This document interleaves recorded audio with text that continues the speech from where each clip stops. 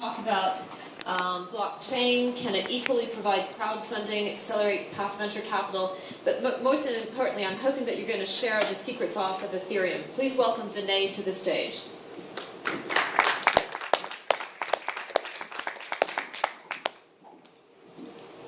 Oh, slides, good. So, can everybody hear me okay? All right, good. So, let's get cracking. A lot to cover. So, this is the title of the talk. Does anybody in the audience know who Ronald Coase was? No? Okay. He got the Nobel Prize for Economics in 1940, and Coase's question was, why does the company exist as an institution? Right? Theoretically, if markets are more efficient than command economies because of better distribution of information, why do we then recreate little pockets of command economy in the form of a thing you call a company? And understanding why the company exists is a critical thing if you want to start companies or operate companies, because the question you have to ask is, well, why are we doing this rather than having a market of lots of individual actors? And Coase says, the reason that we don't have seas of contractors, we've got structures like, say, IBM, is because making good decisions is expensive. So, last time you bought a telephone or a television or a car, you probably spent like 2 days on the internet looking at reviews, trying to make a decision, right? Familiar experience? All of that is a cost that in a company is made by purchasing. Same thing for deciding strategy. If you're a small business person, you spend a ton of time worrying about strategy, and all of those costs in a large company are amortized across the whole company. The company serves to make decisions and then amortize the cost of the decision across the entire structure. And this is all about essentially transaction costs. Now, move on to venture capital, right? Paul Graham, famous essay, Black Swan Farming. What they basically say is venture capitalists have no idea what will or won't work, we can't tell, right? We are in the business of guessing winners, but it turns out that our ability to successfully predict is less than 1 in 100. Of 100 companies we fund, 90 will fail, 10 will make about 10 times what we put into them, and 1 in about 1,000 will make us a ton of money. 1,000 to 1 returns are higher, but we actually have no luck at telling which is which, so we just fund everything. Right? So even with their very large sample size, they're unable to successfully predict what will or will not succeed. And if this is true for venture capitalists, how much truer is it for entrepreneurs? As a venture capitalist, you have an N of maybe 600 or 1,000. As an entrepreneur, you've got an N of 2 or 3. So all entrepreneurs are basically guessing that their thing might work with totally inadequate evidence and no legitimate right to assume their guess is any good, because if the VCs can't tell, how the heck is the entrepreneur supposed to be able to tell? Right? We're in an environment with extremely scarce information about what will or will not succeed, and even the people with the best information in the world are still just guessing. Right? The whole thing is just guesswork.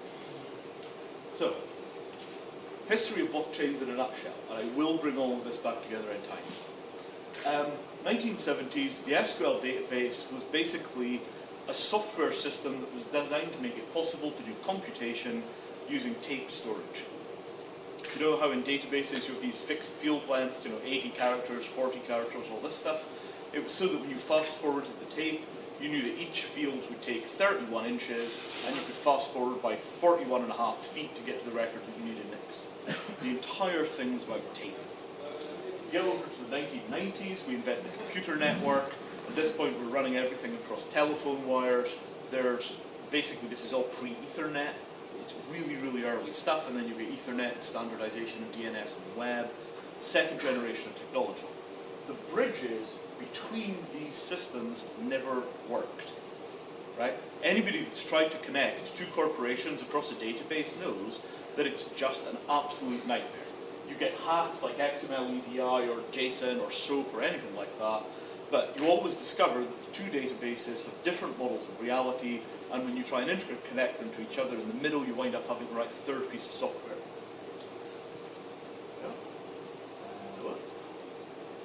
N squared.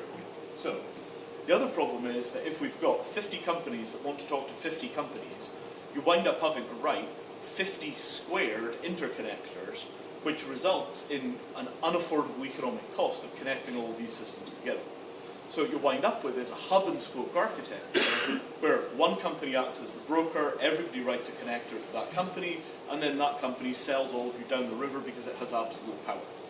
As a result, actually computers have had very little impact on the structure of business, even though they've brought the cost of communication and the cost of knowledge acquisition down to a nickel.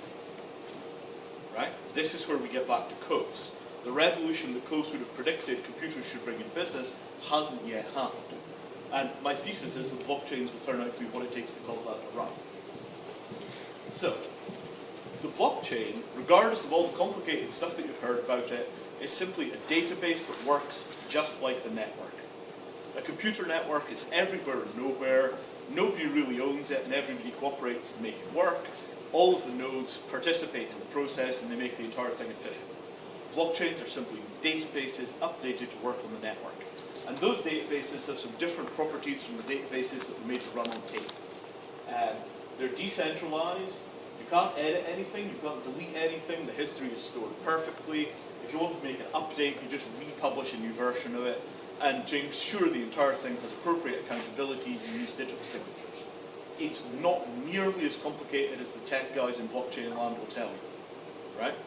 Yes, it's as complicated as the inside of an SQL database. All of your companies run SQL databases. None of you really know how they work. It's going to be just like that with blockchains. 2 years from now, you'll forget the word blockchain and you'll just hear database. It'll mean the same thing. Probably. How am I doing for time, by the way? There's no clock. You're good. 10 minutes. You're good. Oh. Keep going. Fantastic. Right. So we get to this thing called a smart contract. Has anybody heard of smart contracts? Okay, not bad. So again, you'll see lots and lots and lots of complicated rhetoric about smart contracts. A smart contract is a little computer program that is stored on a blockchain. You can store them in other things as well, but pretty much all you're going to hear about in the next few years is smart contracts on blockchains. We all agree what the program is because we can all get a copy of it out of the database. We all run the program. We all agree what the output of the program was. That program is essentially a smart contract. All of this stuff is completely defined by the non-editability of the database plus the digital signature. So, in the same way that you've got paper documents, they're theoretically non-editable because everybody has a copy. They're all sitting on the same blockchain. We all know who said what because we got a digital signature from everybody. It's a really nice, clean, easy, convenient way of doing business. It's just not complicated. Right. What you get out the far side of this if you get it right. A democratization of the governance of companies. Now, this doesn't sound like a big deal. But who feels a little disempowered by their phone company? Who feels a little disempowered by Facebook or their electricity company or any of these other ones, right? We're all aware that something is profoundly wrong in our relationship with companies because they basically just seem to be farming us. And it really doesn't feel good. My thesis is the reason that that's happening is because venture capital is just a useless institution for producing what people want. Right? What you have is a bunch of people whose job it is to guess about the future, and a bunch of assets are making those guesses. And the problem with that is that those people are rich already, and their interests are very much unlike the users of the stuff that they're doing already. Right? There's a fundamental disconnect between the investor class and the users. So what happens if things like Facebook were funded by tens of or hundreds of thousands of people who put in $10 each at the start of the process? Yes, you still get 90% failure. If you happen to get a small success, you put in $100, you get 1,000 back. It's not life-changing for anyone. If you put in $100 and the company becomes a huge success, you might get 20 grand back. That's quite nice, but it's not enough to create a professional investor class. The real payoff, however, is when you get to corporate governance. Because right now, we're in a position where relatively small numbers of people are making undemocratic decisions that affect every part of our lives, because the owners of Facebook can change the terms of service in such a way that you lose contact with everybody you ever knew. Right? If you manage to get booted off Facebook, Google, and Twitter simultaneously, you might as well be dead. So what happens if we go through and imagine shareholder democracy based on a crowdfunding platform? 100,000 people put their money in to start the company runs quite successfully, those people are in control of the company, and they use software to run elections to select a board that they like. At this point, you get a substantial overlap between the owners of the company and the users of the company, so you get convergence of interests between the owners and the users. The increase in shareholder value is no longer measured in purely financial terms, because the shareholder and the user are the same person, to at least a basically representative level. Now, the problem with doing this kind of stuff, and I should say, the software to do this stuff is being used in Europe by the Pirate Party and a few other places. The problems with doing this kind of stuff are almost entirely regulatory and bureaucratic. If I come and I give a list of my shareholders and it's 100,000 people long and we don't actually have real names for half of them, clearly this is an unacceptable situation for most authorities. Right? Your financial services management type entities will just have a cow. So what is required to make this kind of stuff work is a very solid lock on the identity of anybody that's participating in crowdfunding for things like KYC, AML. What's required is a little bit of flexibility on the part of the regulators to say these people are actually legitimate shareholders and we will allow them to invest. We need perhaps something like the US institution of the accredited investor, but brought down to a level where you're allowed to crowdfund because you signed some paperwork that said you're not an idiot. Right?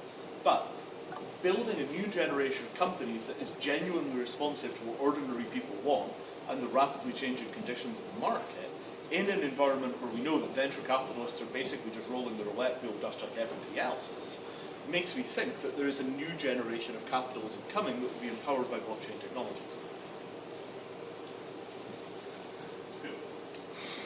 So what a blockchain gives you is the ability to unify the bureaucratic structures that make every part of this process possible. From the initial raising of the funds, through to moving of the money, through to giving out the share certificates, through to voting based on one of those shares, through to transparency for the company so you can understand exactly what's happening, all of this stuff can be stored on the same common database. So you don't have 37 different systems, you have a single structural backbone that governs every aspect of the company's governance, including the disposition of its shares. And these technologies don't exist yet, but I would estimate we'll have prototypes of this kind of stuff in the wild from 20 or 30 different vendors by the end of this year. As the platforms become available, lots and lots and lots of people have all seen this is coming and will be rapidly building it out. It's the first actual competition the venture capital model has had, really, since it was started. What about the problems, right? Part of the job of a VC firm is to know an enormous amount about the company they're about to put $2 million into. And in a Coasean sense, the company exists because it amortizes the cost of making a decision. So the notion is that rather than having a bunch of extremely deep expertise, you have a bunch of people making tiny little bets where they can afford to lose, which means they need much less information. If they do want high quality information, they can put 50 pence each into an enormous bucket, and they can pay for the information through analysts. But I would say the basic driver for this is going to be small bets on limited information, because after all, say it with me, VCs are gambling. If they could predict what would be successful, they would not be funding 90% failure. So, what about the transaction costs, right? The blockchain is for reducing transaction costs. That's what it does, right? John Matonis was up here yesterday, said that they'd moved $300 million of transactions through Bitcoin in the last, was it a month? Might be a week. In 1 day. Was it a day? 300 million moved in a day. And it cost the people that moved that $300 million $6. Essentially, transactions are free on blockchains. You can imagine taking all of the enormous amount of gubbins that you get when you're trying to do something like invest in a company and wiping out the transactional costs. Wipe out the transactional costs, change the attribution, the aggregation of information, and what you get is an entirely new class of businesses with a different governance, a different ownership, and a different democratic relationship with their users and the general public. And I would consider all of this to be inevitable as of about 2 years ago. I think the news will hit the papers in the next 6 months to a year. Once we have this stuff in place, right, it should be pretty obvious that if you could do this for venture capital, you can do it for anything. right? I can't think of a single industry that has a good representation, a good mapping between the needs of the users, the needs of the owners, and the needs of the regulators. The way that we operate in our Western societies is that these groups are all in opposition to each other, and most of what's keeping them from working together is bureaucracy and paperwork.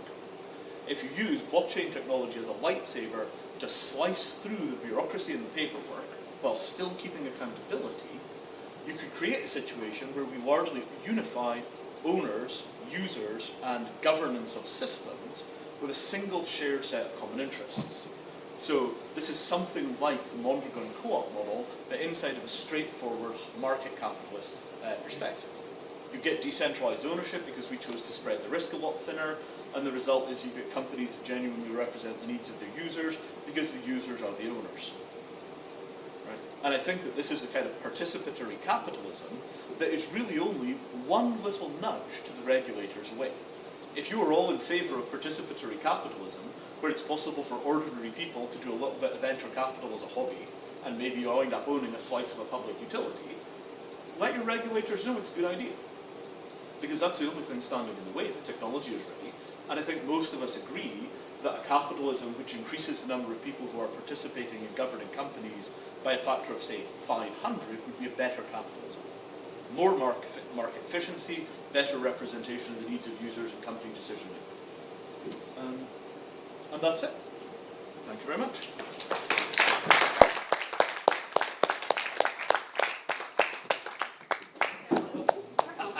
Sorry. No worries. No, stay right there. I want to ask you some questions because you're too interesting to let go. Okay, sure. Okay. All right, take the. All right. So, what's going to make this happen? I love that this is inevitable as of 2 years ago. The papers will figure it out in 2 years from now, and so forth. So, thank you for sharing that with this audience here. How many people are acting on this concept of unification of users, owners, and managers of systems? How many people in the world do you think are kind of in with you, keeping up with your thoughts there, and are actively building out systems around those concepts? Well, I think equity crowdfunding is pretty well accepted as being the next thing, right? And a lot of people are looking at What, about 1 million people, 100,000, Oh, 50? it's hard to know. Yeah. Hard to know. I mean, you do equity crowdfunding stuff. Do you want to take a guess? I don't know. It's difficult. It's difficult to say. I mean, yeah. Okay, so we don't know, right? But certainly an enormous number of companies. And once you start equity crowdfunding as an actual enterprise, look at the size of Kickstarter. And Kickstarter moved, I don't know, some many billions of capital into small projects.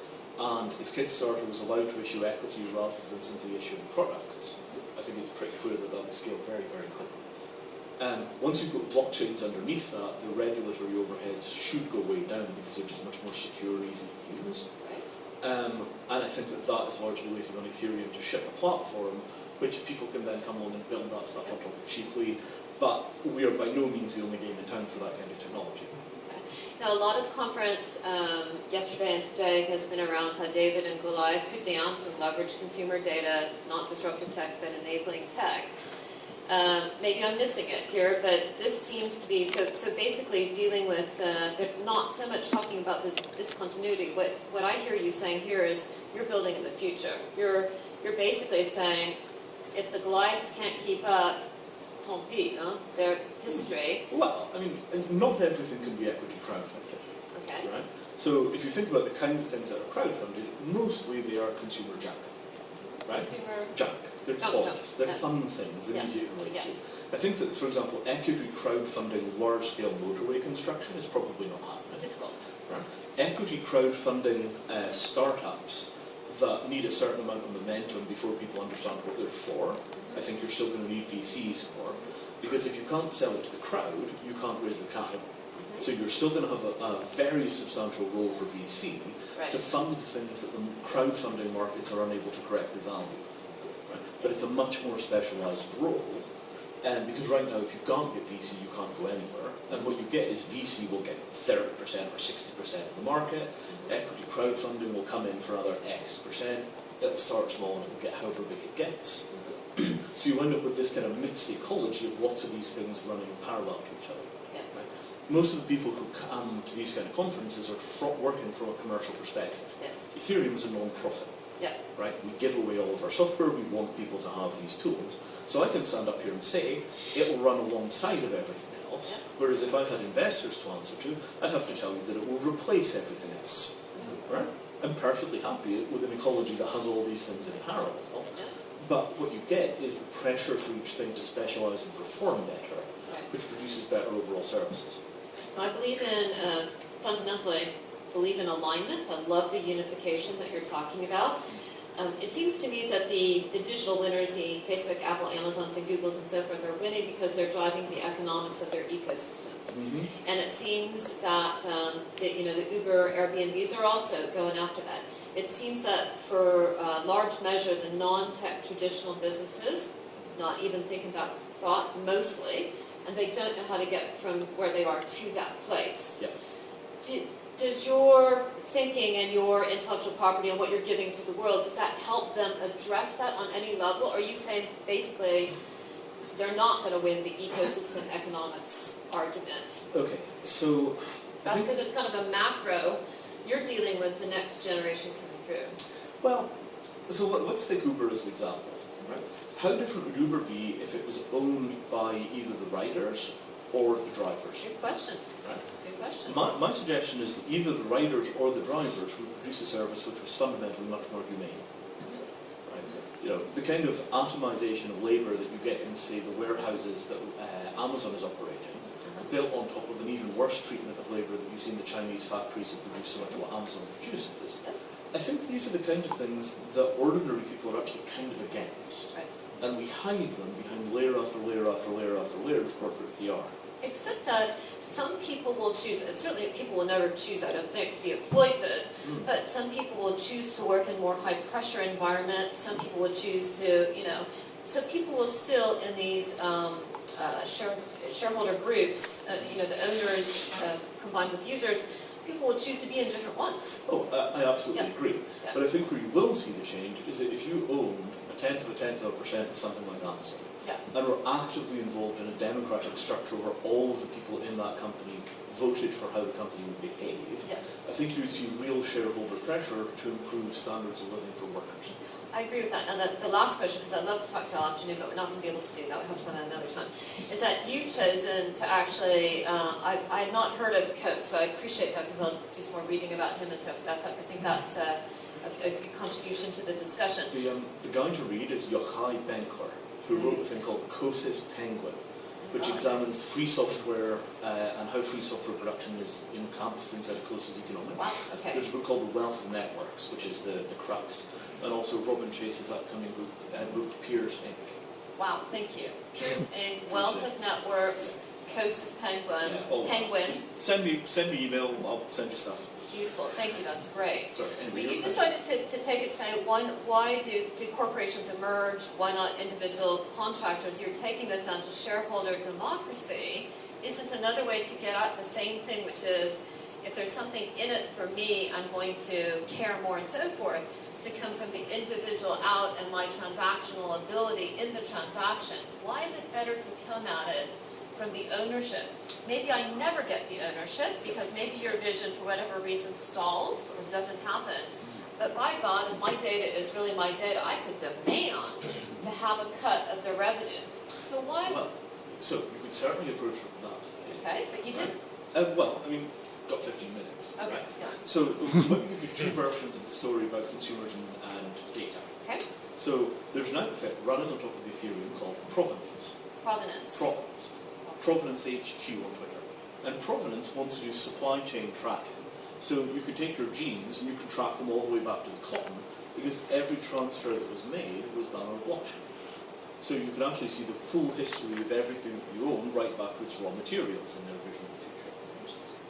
And imagine the pressure that would give us, the negotiating power that would give us for dealing with companies. Similarly, although on blockchains there's basically no privacy, you can always put encrypted data on a blockchain. So you put all your public records onto the blockchains, and then you selectively reveal keys to your doctors or your car hire company or whoever it happens to be. And in those kind of models, the large companies simply never get to amass these enormous dangerous databases. Right. Because when they need access to your information, their app talks to your phone gives them a one-time pass, They go and get the data the one time they need it, and then immediately afterwards they're legally contracted to forget. And that becomes workable if we can do micropayments, because they say, look, without data it's 85 cents, and with data it's free. And you say, fine, I don't mind paying for the service, but you're not going to monitor me. And all of these businesses are currently operating using targeted advertising models, simply switch over to subscription services, like WhatsApp rather than Facebook, right? WhatsApp charges you $1 a year, and then it doesn't kill you that. Yes, yes. Everything can work that way if you've got good enough payment patterns. Fascinating. Well, I tell you, Vinay, I certainly would like to talk to you all afternoon. I do hope, are you staying this afternoon? Unfortunately, I take a flight in about an hour. Okay. And what's your email address? Hexier if we go back a slide. We could probably do that. Maybe it's the other one, the other back? No, different deck or something. Anyway, Okay, we're pulling it back up. And if you want a right laugh, punch Hexier into your search engine of choice and you'll see my other activity, refugee housing. Okay. Right. All right, so Hexier at? fdev.com. Okay, well, if we could get that email address back up on... Yeah, there it is. There we go. Was it? Hexier@ethereum.org. I think I put the wrong email address up there. Well, anyway, I'm easy to find. Vinny, go to Hexier, you'll find me. Okay. Hexier at Gmail works. Okay. Listen, Right. I vote for you, whatever you're going for it. You were great. Thank you very much for sharing your thoughts. It was really powerful. Thank you. Thank you very much.